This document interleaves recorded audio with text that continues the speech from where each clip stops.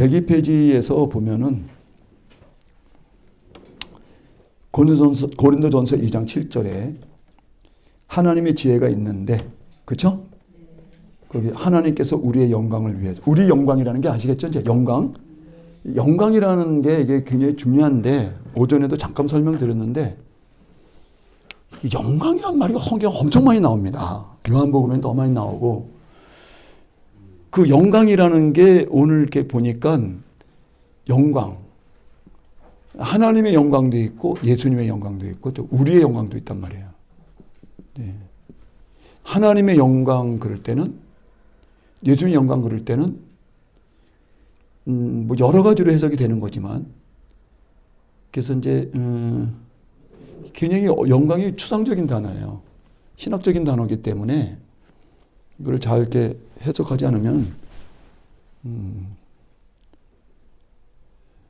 정확하게 알기가 좀 어려운 거죠. 우리의 영광 그러면 이거는 부활체예요. 무슨 체? 부활체. 부활체를 말하는 거고. 그래서 우리의 영생. 아까 이제 영의 부활이었는데 몸의 부활이죠. 몸 안에는 육이 있고, 그 다음에 이제 영혼이 있고, 그 다음에 이제 하나님의 영이 있어요. 하나님 영은 원래 주님으로부터 온 거니까 영생하는 영이죠. 근데 이 영이 뭐 영생하지 못해서 그런 게 아니고, 영이 온 거는 이거 육이라고 하는 영혼, 이걸 일단 이제 히브리적 사고에서는 육과 영혼을 같이 봐요. 이걸 육이라고도 하고 뭐 영혼이라고도 하는데, 헬라 철학에서는 이렇게 나누는 거죠. 영육혼으로. 근데 육과 영을 해서, 영은 이미 하나님으로부터 오신 거니까 이미 부활한 완전한 부활을 거치 않아도 영생할 수 있는 그 영이 이제 온 거니까. 근데 육을 부활시키려고 온 거죠. 육을 영생시키려고. 그래서 자꾸 성경에서 육 얘기가 많이 나오는 거예요. 근데 몸 안에는 자꾸 조심하셔야 돼요. 성경할 때. 몸.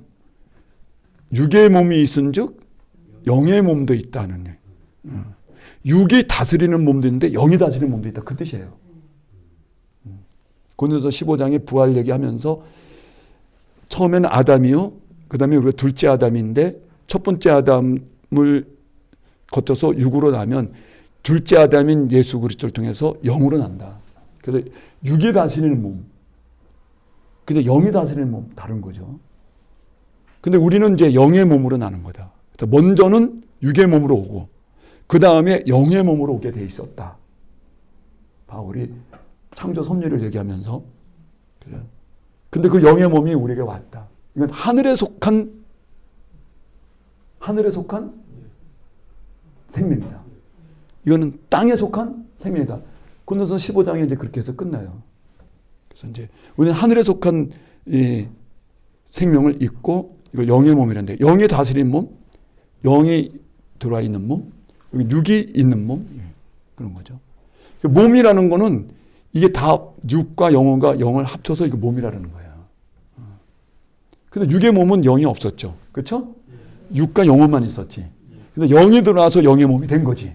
그래서 영의 몸이라고 영만 몸이 아니고 육과 영혼이 영에 의해서 온전히 다스려지고, 그렇게 되면 이제 영생하고 부활하고 하는 것은 영이 원래 상위의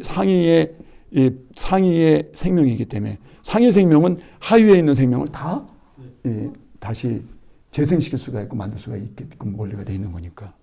그래서 그렇게 해서 우리의 영광이야, 이게. 하나님의 영광은 굳이 말하면 하나님은 영생이시니까 그 영생이 드러났다. 그걸 영광이라 그래. 하나님의 영생이 드러났다. 예수님의 몸을 입고, 예수님이 육신을 입고 하나님이 자기를 영생이라는 것을 드러낼 수 있는 방법은 육으로 오셔서 있는 예수 그리스도 안에서 나타내는 방법밖에 없는 거예요. 한 번만 더 말씀드릴게요. 하나님이 당신이 영생이셨다. 그래서 모든 만물이 이 영생이라고 하는 생명에서 시작된 거다. 그래서 만물은 이 영생을 아르케로 해가지고, 이걸 아르케라는 거는 기원, 머리, 기원, 원인으로 해가지고, 그래가지고 이 모든 만물이 나왔다. 피조물이 나왔다. 그게 영생이야. 근데 영생을 본 자가 없어. 근데 예수 안에서 본다 이렇게 얘기한 거예요. 그래서 예수 그리스도 안에서 하나님은 예수님을 성육화시켜서 무슨? 성육화된 예수, 성육화된 그리스도를 통해서 당신이 영생인 걸 들어 계시해 내셨다. 뭐 이게 성경이에요. 계속 복음을 얘기하는 거 제가 성경의 복음 드러내셨다. 그것을 알게 하는 이가 성령이시다. 그러니까 성령이 아니고는 하나님의 영생인 줄 알 수 없고 이 하나님의 생명이 만물을 창조했던 그 생명인 줄 알 수가 없는 거고 만물의 아르케인 줄 알 수가 없는 거고 그 예수 그리스도의 성육이라고 하는 성육은 반드시 죽음이라고 하는 십자가의 죽음으로 연결되게 돼 있어요. 이 성육이라는 게 다음 시간에 제가 증언을 다시 하겠지만 예수님의 성육화라는 것은 이것은 십자가의 죽음으로 이어지게 되는 필연적으로 이어져야 되는 거예요.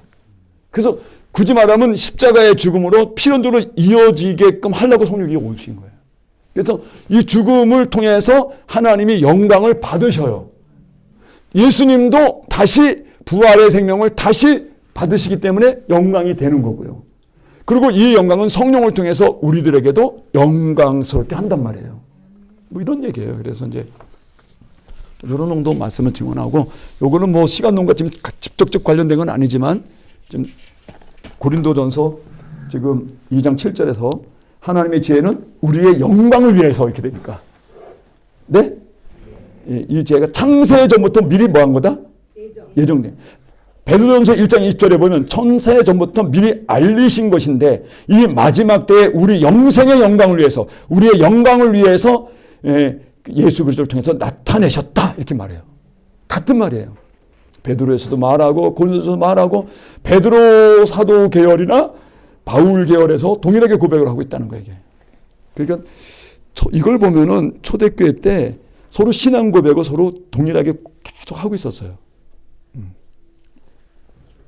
바울파와 베드로파가 다르죠. 예수님의 그 따르는 제자들의 모임이지만 초대교회 때는 여러 계파로 나눠져 있었으니까. 그래서 심지어 바울이 고린도 2장에서 너희가 바울파다, 아볼로파다, 바울파다, 심지어 그리스도파도 있다. 그게 있지만 그게 중요하지 않다. 그리고 이제 오히려 거기서 너희가 자유하고 오로지 예수 그리스도 한 분뿐이다라는 그 구원은. 그래서 이제 그런 얘기 하는데 어쨌건 초대교회 때는 베드로 계통의 그 나누는 그런 공동체가 따로 있었어요. 바울 공동체 따로 있었고. 그렇게 이해하시면 서로 다른 공동체였는데 고백하는 게 서로 같았다. 네, 그런 걸 알 수가 있는 거죠. 자, 인간의 이 그림을 한번 봅시다. 이 그림 보면은 이 그림을 칠판에다 한번 그려드릴게요. 여기 보면은 이제 영원이라는 게 있고, 그렇죠? 그다음에 이쪽에 또 영원이라는 게 있죠, 그렇죠? 하나님의 시간이에요, 이건, 그렇죠?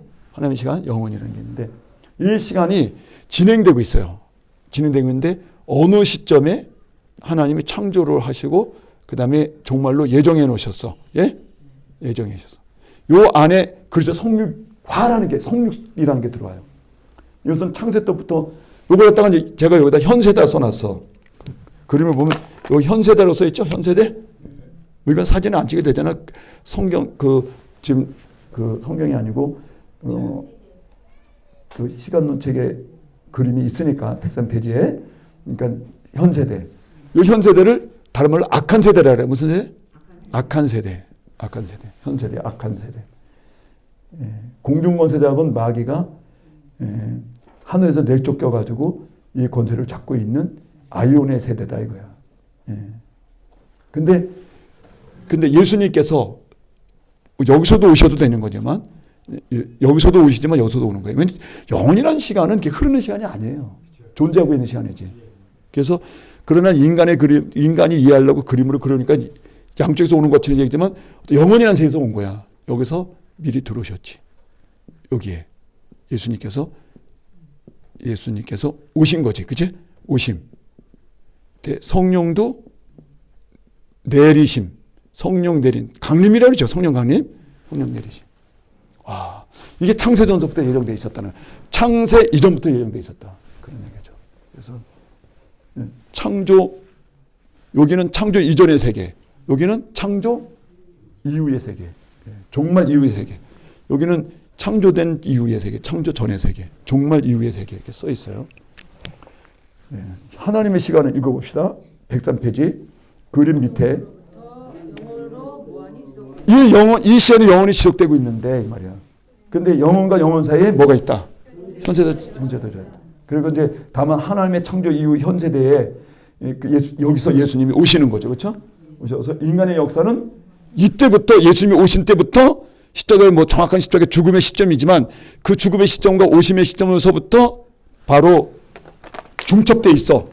사실은 뭐 여기서부터 계속 흘러왔지만 여기서 하나님의 시간이 계속 흘러서 지나갔지만 여기서부터 딱 중첩돼서 시간이 흐르고 있다는 거지. 이게 이방인의 구원의 시대예요. 여기는 구약이고, 여기 요걸 십자가 기점으로 구약, 신약, 요 사도행전 이후의 신약 시대. 여기서 이제 하나님의 시간이 여기서 교회 시대 여기 예수님이 십자가에 오시고 초림은 이제 순간에 이제 뭐 십자가의 죽으심도 동시에 일어나고 있는 거죠. 십자가의 죽음이 동시에 이때부터 하나님의 시간이 정확하게 이게 크로노스 시간이 카이로스 시간으로 전환돼서 흐르고 있다. 그 얘기인 거예요. 그래서 다만 하나님의 창조 이후의 현 세대는 예수님의 오심이라고 하는 이 여기에서 영혼의 시간대로 여기서부터 돌입을 했다. 영혼의 시간 돌입했다. 요한계시록 10장 6절에 뭐라 그래요? 더는 시간이 지체치 아니하리라. 하박국서 2장 3절에 히브리서 10장 30절에 동일한 말씀이 있는데 이게 원문에는 밑에 보세요. 밑에 63번 계시록 10장 6절 그렇게 써 있죠. 그렇죠? 난하주에 거기 보면 호티 크로노스 호티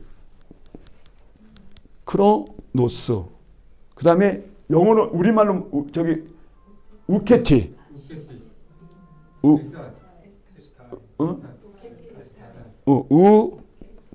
우케티 그 다음에 에스타이 이게 크로노스는 많이 들어서 알잖아. 그러니까 이게 인간의 시간이야? 크로노스가 카이로스가 하나님의 시간 이게 카이로스예요? 여기가 크로노스예요? 크로노스하고 카이로스가 예수님 오셔서 같이 흘러가고 있어. 크로노스하고 같이 흘러가고 카이로스하고 같이 흘러가는데 이 카이로스 크로노스 동시에 흘러가고 있는 거예요. 지금 동시에 흘러가고 있는데 종말 이후에는 이제 크로노스는 없죠. 종말 이후는 없고 여기서 이제 종말 이후에서 끝나지. 그리고 하나님의 시간만 이제 완성이 되는 거지. 그런데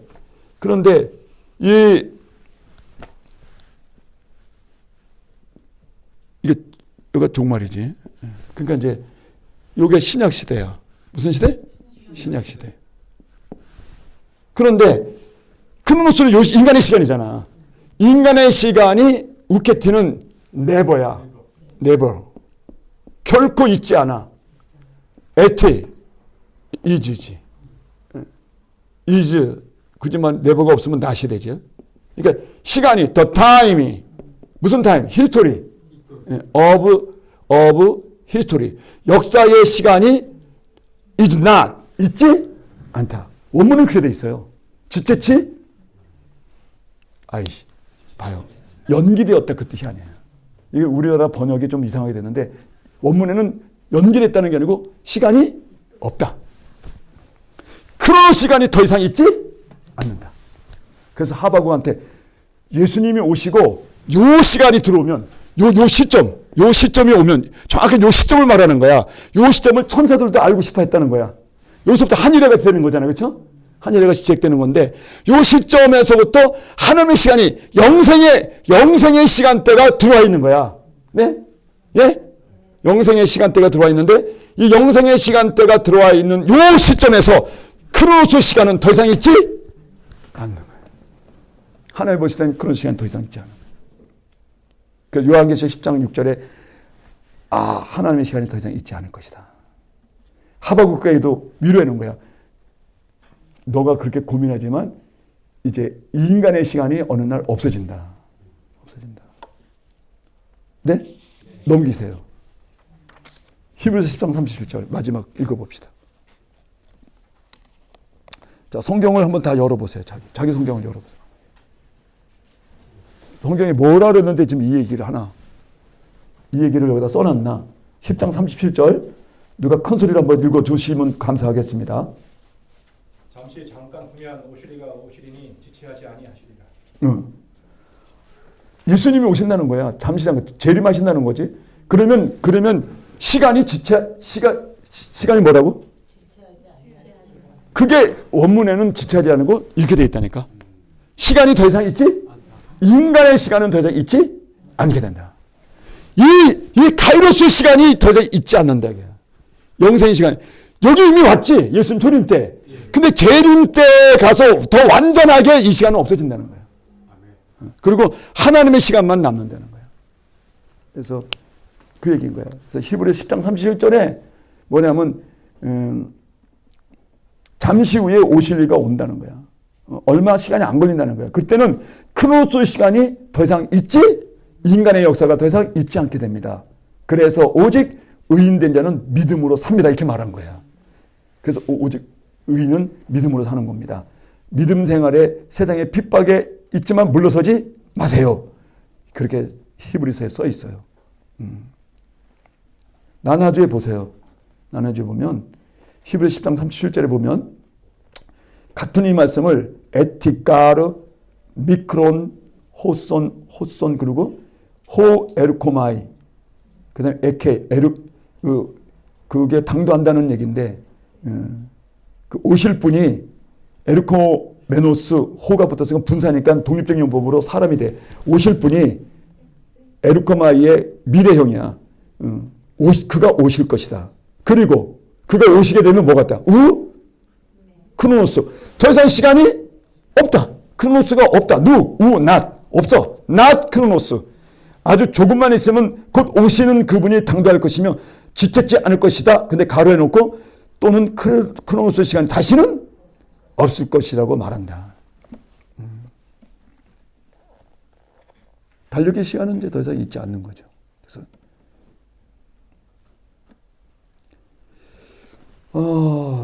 잠깐 이제 한기를 돌려서 헬라 시간을 한번 보세요.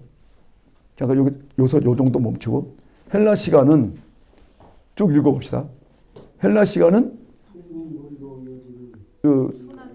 그렇지 뭐. 이 얘기는 이제 이따 다시 그림을 이게 성경에 있으니까 이거는 이제 지워도 되지. 다 있는 거 찍지 마세요. 이거는 안 찍어도 되니까.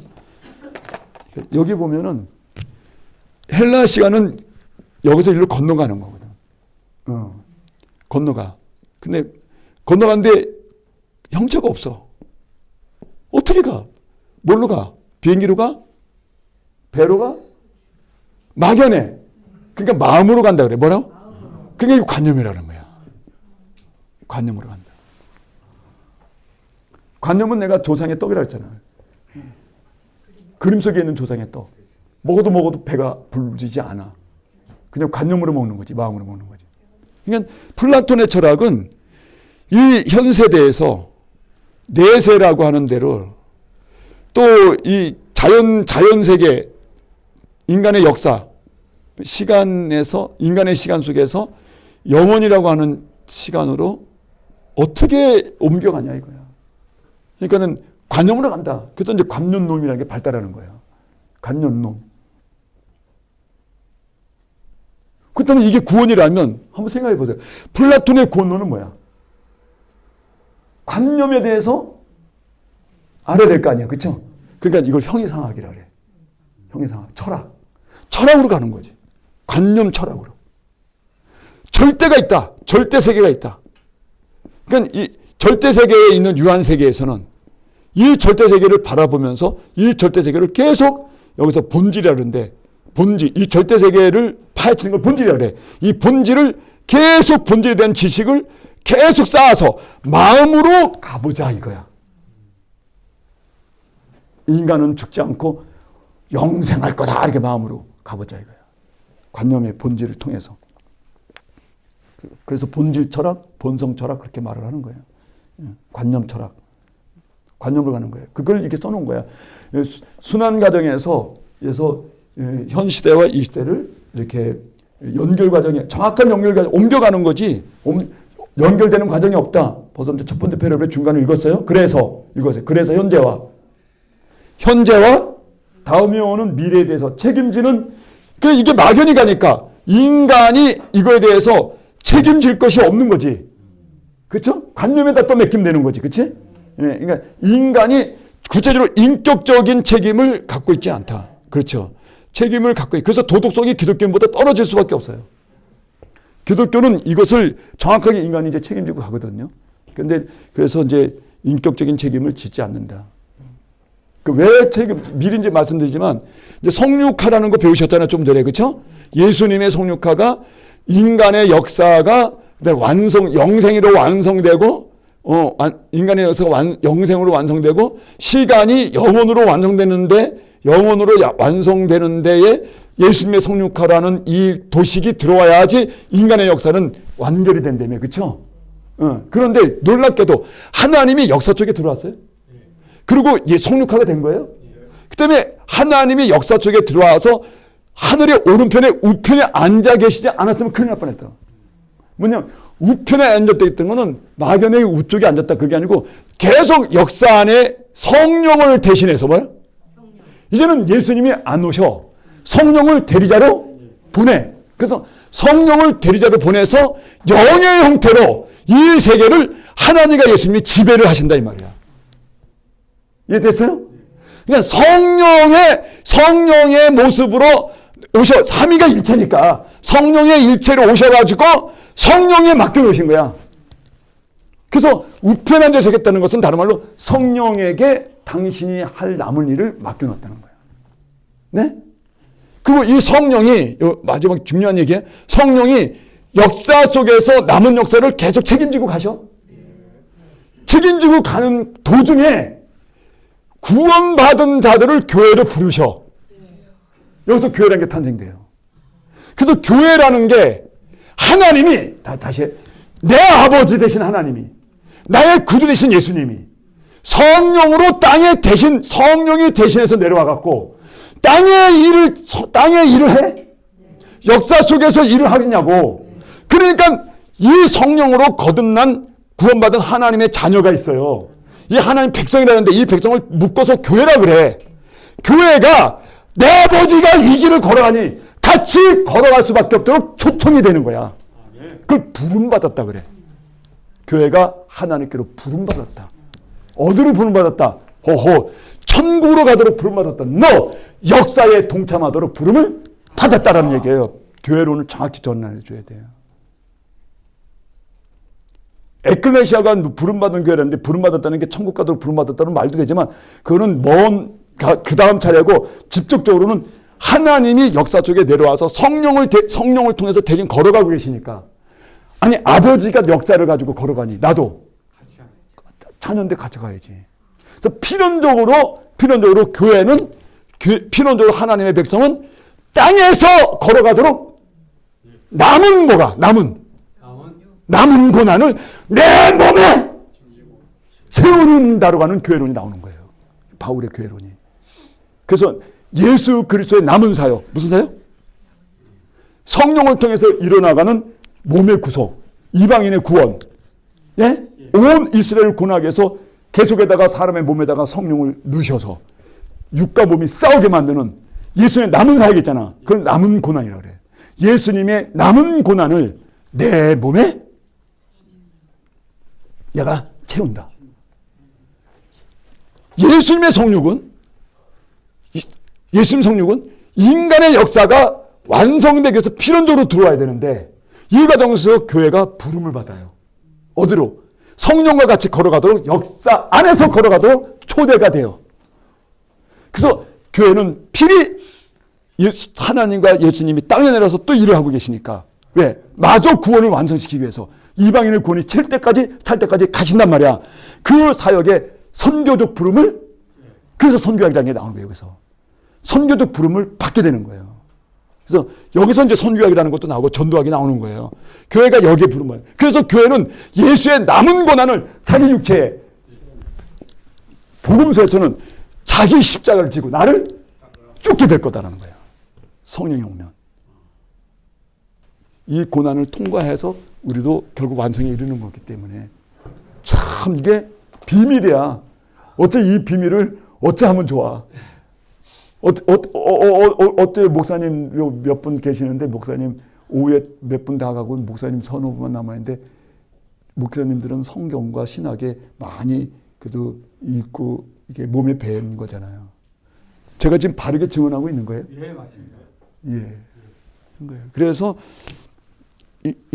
근데 플라톤의 철학은 역사에 동참하도록 불려지는 과정이 없어요. 이 얘기하려고 이게 긴 거야. 없잖아. 그러니까 인격적 책임을. 근데 기독교는 여기 불려져서 가고 싶지 않아도 내 아버지가 그 길을 가니까 할 수 없이 구원이 거기서 왔기 때문에 그 붙잡고 가다 보면 역사 속에 같이 걸어가야 돼. 그러니까 역사에 대한 정확한 책임을 기독교가 플라톤 철학보다 더 충실하게 지게 되는 거죠. 교회가. 그 얘기인 거예요. 야, 이 어려운 얘기를 알아들으시네. 아멘. 와, 이 단체가 이 모임 이거 되게 훌륭하네. 근데 사실 제 얘기보다 성경의 바울 얘기가 더 어려워요. 바울 얘기는 읽어도 무슨 얘기인지 모르는데 아는 척 하는 거야, 성도들이. 목사님들도 정확하게 번역을 하기가 어려워요, 바울. 워낙에 다양한 철학이 함축되어 있기 때문에. 대충 자기 느낌으로 아는 거지. 그런 면에서 김 원장이 오늘 조금 더 바울의 철학까지를 들어가서 바울이 갖고 있었던 이야기의 배경까지 다 설명해 드리는 거예요. 기독교 시간관은 보세요. 종말을 향해서 일직선상으로 진행하고 있다. 그래서 그 하나님의 통치라는 영원 전 시간대에 진행되고 있는 인류 역사가 남아 있는데 이 역사 속에 하나님 통치를 하고 계시니 같은 시간의 목표를 갖고 진행하고 있다. 됐죠? 인간의 역사가 이 영혼의 시간을 이어지고 연결되기 위해서 필히 예수님이 오직 카이로스 예정이 있어야 된다. 즉 성육화예요. 예수의 성육이 있어야 된다. 인격적인 결단을 요구하게 된다. 왜냐하면 막연히 가는 게 아니고 이 시간이 이어져서 하나님의 시간이 이걸 관통해서 가니까. 그러니까 여기에 내가 올라타고 불려졌잖아. 교회가 하나님의 백성인 구체적으로 나가 여기 올라타서 갔으니 하나님이 성령을 통해서 이 땅을 걸어가고 가면서 완성시키니까 할 수 없이 나도 같이 따라가야 된단 말이야. 예? 그러니까 구체적이잖아. 이건 막연하게 허공을 건너가야 되는데 이건 구체적으로 인간의 시간 속에 하나님의 시간도 같이 걸려서 성령이 이 시간을 보게 느끼게 해준다. 이 시간에 같이 걸어가야 되니까 구체적이지. 인격적으로 굉장히 결단을 갖게 되고 이 역사에 대한 정확한 책임을 지고 교회가 가는 거예요. 그래서 교회가 그렇게 이 역사에 대해서 책임을 지고 가는 거예요. 제대로 된 교회들은 이 시대의 아픔과 역사를 책임지잖아요, 많이. 그런 감정이 많잖아요, 교회가. 그것의 표면적인 형태가 선교야. 선교사들이 외국에 나가서 외국 사람들이 그 나라의 시간이 흐르는데 같이 동참해서 그 시간 속에 들어가서 하나님의 시간을 끌고 들어가고 거기서 같이 가잖아요. 그 고난을 겪잖아요. 우리 한국에 있는 목사님들은 하나님의 시간이 자기 안에 와 있잖아. 내가 가면 하나님 시간도 가거든. 존재가 가면 시간도 가는 거니까. 존재가 땅에 들어와서 세상에 있는 시간에 있는 사람들과 같이 어울려서 가고 있잖아. 이게 선교적 현장이지. 그걸 선교라 그래. 그래서 선교적 현장에 그 짐을 같이 지면서 가는 거예요, 우리가. 그래서 뭐 그런 얘기고. 그래서 이제 그러면 기독교 시간관에서 거기 보세요. 두 번째 패러그래프에 시간관에서는 이 절망 현 시대를 그럼 기독교 시간관에서 요 현 시대를 뭐라 그래요? 요 현 시대를. 여기 막연한데 이 현 시대가 하나님 시간이 와서 구체로 같이 흐르고 있으니까. 같이 이 현 시대를 내가 이 시간도 짊어지고 이 시간도 짊어지고 가는 거잖아. 선교적 마인드를 갖고 가는 거잖아. 왜냐면 불려졌으니까. 그래서 가게 되는데 이 시간을 뭐라 그러냐? 자, 1번. 고난으로 인내해야 되는 시간이에요. 그렇죠? 예. 그래서 성경에 이런 말이 나오는 거예요. 고난으로 인내하고 기다려라. 약속된 것이 반드시 온다는 거예요. 그렇죠? 2번 따라서 반드시 온다는 사실이 소망으로 가득 찬 시간이지. 그래서 성경에 인내하라. 그 다음에 소망을 하라. 이 말이 많이 나오는 거예요. 인내하라. 그 다음에 소망하라. 이해가 되셨죠? 바울과 요한이 왜 소망을 얘기하는지, 왜 인내를 얘기하는지.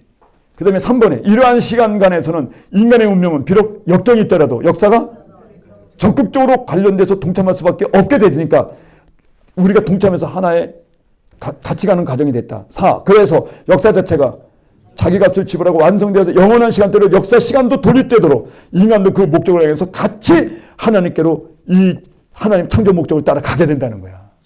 나의 구원이 이제는 시간에 완성될 때까지 우리도 같이 시간을 도와서 시간이 완성되도록 돕는 거야. 그러면 그 시간이 완성되고 돕는 과정 속에 이방인의 수가 채워지는 과정에 선교라는 건 자연적으로 일어나? 그래서 선교가 일어나는 거야. 성령의 선교라는 게 일어나는 거야. 그래서 사도행전이 선교라는 장으로 들어가 버리는 거예요. 처음에. 성령의 역사로. 헬라적 시간의 모순은 주기적 시간에 간에는 인간의 시간을 예측할 수, 인간의 시간을 예측할 수 있어? 예측하지.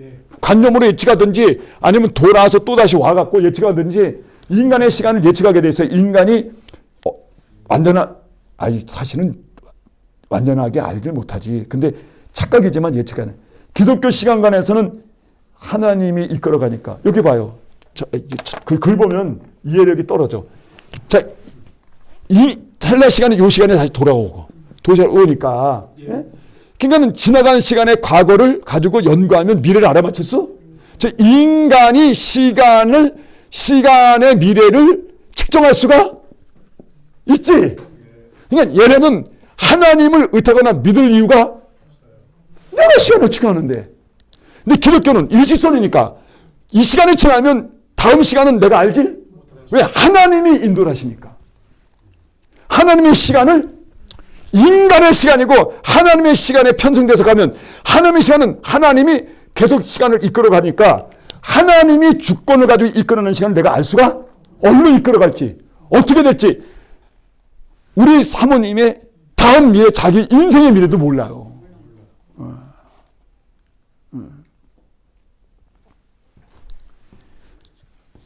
도대체 인간의 시간 역사가 어디로 흘러갈지도 모르는 거야. 코로나가 갑자기 왔는데 코로나가 올 걸 누가 예상을 했냐고 전 세계. 그리고 또다시 이 우크라이나 전쟁과 그 다음에 하마스와 전쟁이 일어나서 달러 값이 환율이 오를 줄 누가 알았냐 이게. 그리고 물가가 지금 엄청 올랐어. 모르잖아. 왜냐 하나님이 어떻게 이끌어갈지 세계의 역사를 하나님이 자기 주권으로 끌어가기 때문에 인간이 측정할 수 없기 때문에 여기에 이 시간관을 가진 사람들은 오직 절대적으로 하나님을 믿음으로 가는 수밖에 없는 거야. 그래서 믿음이라는 종교가 나오는 거야. 이 시간 때문에. 이 하나님이 이끄는 시간 때문에 우리가 이 시간을 우리가 예측할 수 있는 시간, 인간이 만든 시간이 아니야. 근데 마르크스로 하면 인간이 예측할 수 있는 시간이야? 오전에 했잖아. 마르크스는 인간이 예정해서 완전히 알 수 있다 그래가지고 계측적, 계산적 예정 사회 시간론을 갖고 있잖아. 그러니까 다음에 알잖아. 그러니까 인간이 막 주인이 돼서 주체가 돼서 막 시간을 남도질하고 그 다음에 시간을 지네가 앞당길 수 있다, 늦출 수 있다, 할 수 있는데 기독교의 시간은 하나님만이 할 수가 있기 때문에 우리는 모르고 너희는 땅끝까지 오로지 전도하라고 선교적인 부름을 얘기하는 거야. 그러니까 할 수 없이 기독교인은 이 시간의 주인이 아니고 안식일의 주인은 예수님이셔. 그러니까 주인이 예수님이니까 어쩔 수 없이 믿음으로 매달릴 수밖에 없다 그 말이야.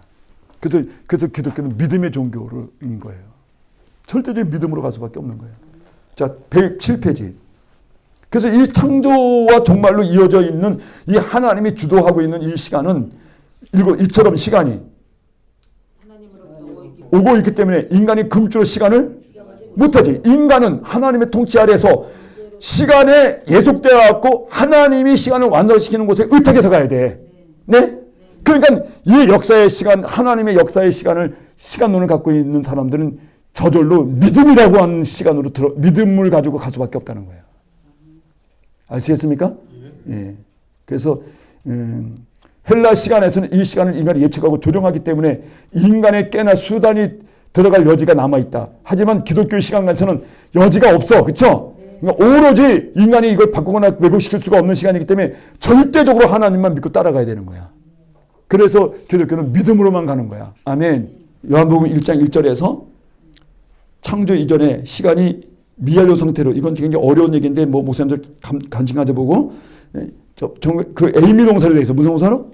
시간이 에이미 동사로 돼 있어. 그래서 요한계시록 1장 4절 전에도 계시고 지금도 계시고 장차 오실이라고 하는, 여기도 역시 전부 다 그 에이미 동사로 돼 있고. 그러니까 그러면 창조된 이전에도 시간은 존재했고, 창조한 이후에도 시간이 존재하지. 왜냐, 이제도 있고 전에도 있고 앞으로도 있으니까. 근데 에이미 동사니까. 미완료 시장으로 돼 있어. 그러니까 여전히 미완료 시장으로 돼 있다. 그래서 시간은 완료가 되지 않고 영원히 미완료로 흘러가고 있다. 그런 뜻이에요. 이제 문법적으로. 그러는데 목사님들이 좀 들어주시면 고맙겠고, 성도님들은 이것 좀 헬라어 히브리어 공부를 이게 깊이 하질 않으니까 모를 수가, 무슨 말인지 좀 낯설 수가 있어요. 자, 이상의 말씀에서 뭐예요? 종말을 통해 인간의 크로노스 시간은 아니, 종말로 끝나는 건 인간의 시간이지, 이 무대가 흐르는 시간이 없어지냐 이거야. 그 목사님이 사역한 시간만 없어지는 거야. 너가 죽어도 시간은 여전히 흘러가고 있대. 인간의 시간. 그러니까는 성경에 보면 그렇게 돼 있어요. 그래서 특히 고린도서 15장은 이게 뭐냐면 부활장 얘기인데, 그 다음에 그 후에 이렇게 계속인데, 예수님이 오시고 그 이후에도 계속 시간이 흐르고 있다는 얘기를 하는 거예요. 그래서 그 다음에 그 후에라는 말은 전부 다 재림 이후에도 시간이 계속 남아있다고 얘기를 하는 거예요. 고린도서. 그래서 부활이라는 게 가능하다는 거예요. 그래서 하나님께 자기 나라를 바칠 때도 그때도 시간이 흘러가고 있었어. 만물을 복종시킬 때도 시간이 흘러가고 있고. 왜냐하면 호탄 이게 전부 다 시간 부사거든요. 시간이 계속 있다는 거야. 그러면 시간의 정체는 도대체 뭔지. 아니, 인간의 시간이 없어지면, 아니, 우리 자녀들이 청소년 때 나 한번 낳아 죽으면 시간이 없어질 것 같으지. 안 없어지고 있다는 거야. 시간이 도대체 뭔데 나 죽으면 그 아이의 시간이 없어진 거지. 예, 그 목사의 시간이 없어진 거지. 강대상의 시간은 그대로 있는 거지. 하나님의 영원한 시간은 그대로 흐르고 있는 거예요. 그래서 정말 창세 전이든 정말 이후의 시간이든 전에도 있었고 지금도 있고 장차도 있다. 있던 예수님이 골로새서는 전에도 계시고 어제도 계시고 오늘, 그리고 영원히 그분은 동일하신 분이다. 즉 시간이 영원히 흐르고 있다. 영원히 동일하게 흐르고 있다. 그래서 이 시간에 넘기시고요. 그러면 영원이라는 시간으로 들어가서, 자, 영원이라는 시간은, 그러면 영원이라는 시간이 도대체 뭐냐? 영원의 시간은 본래 인식할 수 있었던 시간인데, 그런데 그 하나님의 시간이 우리가 인식할 수 있는 형태로 들어오셨다. 이거 성육이라 그래. 이거 계시라 그래. 그래서 이거 성령에 의해서만 알게 돼 있어. 그러니까 곧 하나님이 인간의 역사 안에 개입하신 계시의 사건이다. 계시의 시간이든 계시 사건이다. 역사 속에 일어난 하나님의 사건과 그 사건의 연속이 곧 인간이 우리에게 시간의 형상으로 보인다. 예수님의 십자가의 죽음 이후에 그 하나님의 사건들이 하나하나 일어나. 그런 거야. 그 하나님의 시간이 형체는 없는데 사람 속에서 움직이고 있는 사건을 통해서 볼 수 있어. 성령을 임의로 왔다 갔다니 성령을 어떻게 거듭나서 천국에 들어갔나니까 이거. 그러니까 성령은 보이지 않는 것이니 바람 부는 것처럼 임의로 분다. 다만 성령은 볼 수 없지만 그러나 그 소리는 들을 수 있다. 흔들리는 거는. 즉 사람 속에 들어가서 움직이고 있고 사람이 거듭나고 있고 사람이 바뀌고 있고 기적과 이적이 일어났고 이런 하나님의 역사하고 있는 그 사건을 통해서 시간이 흐르고 있다는 것을 볼 수 있다 그 말이에요. 그래서 한마디로 이걸 갖다가 이제 마지막 줄 밑에서 하나 둘 세 줄 그림 바로 위가 마지막 줄이에요. 하나 둘 세 번째 곧. 자, 그 곧 안에서 이미 성령의 활동을 통해서만이다. 영원이라는 시간이 성령의 활동을 통해서만 이게 인간한테 볼 수 있고 이해가 될 수가 있는 거예요.